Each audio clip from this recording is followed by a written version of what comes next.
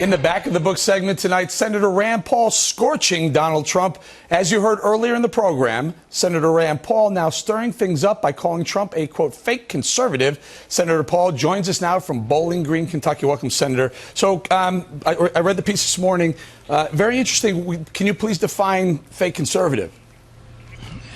Well, you know, I got started in the Tea Party movement. There was this big rebellion in 2010, and it wasn't so much rebellion against Democrats. It was actually rebellion against fake conservatives. It was a rebellion against Republicans who grew the size of government, Republicans who doubled the debt, and also Republicans who voted for this bank bailout to bail out Wall Street and all this taxpayer money that was spent on the big banks.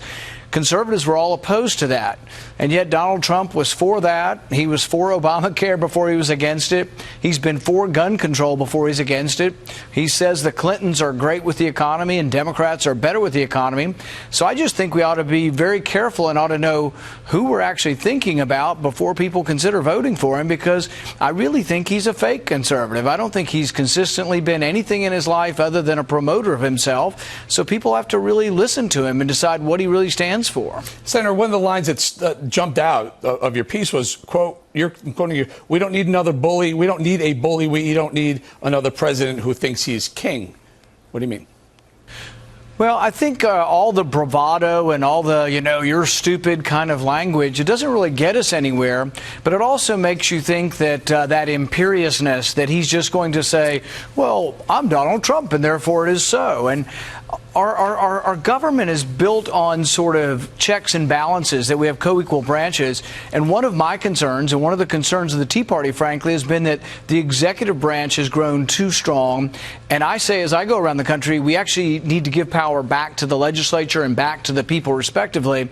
And my concern is that he would grab up that power and really treat the country as sort of his little bully fiefdom. And I think that could be a real problem, particularly when we're not sure what his what is his philosophy. He said to the Wall Street Journal, he said, I give politicians money so they'll do what the hell I tell them to do. That kind of concerns me, because that's what I don't like about Washington, that politicians are bought and sold.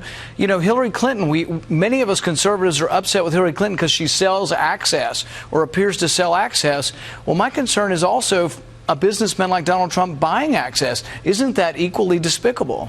Well, Senator, are you concerned that now that you've called Donald Trump out on this, a fake conservative, he's going to aim the guns at you? I mean, he's not afraid to take shots at anyone. And are you going to be the next target of Donald Trump? It could be, but I think eventually it's going to wear thin. All this sort of false bravado and all this bluster.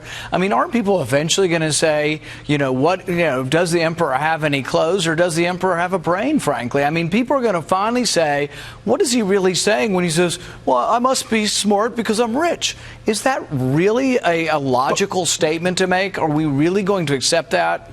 So I think we're eventually going to look for something more significant, something more substantive.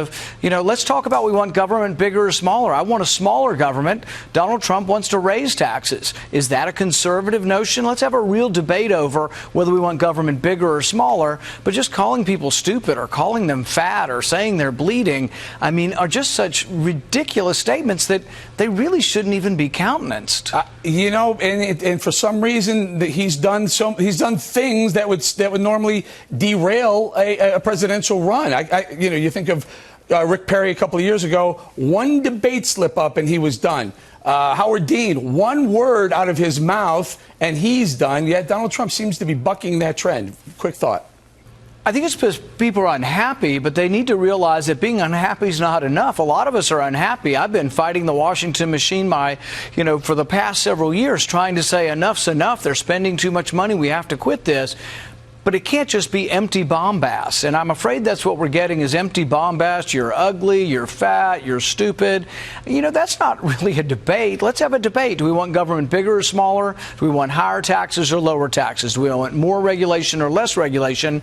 And then ask, has this person been for this consistently? Or are they brand new to this and thinking that some sort of reality star shtick is going to get them elected president?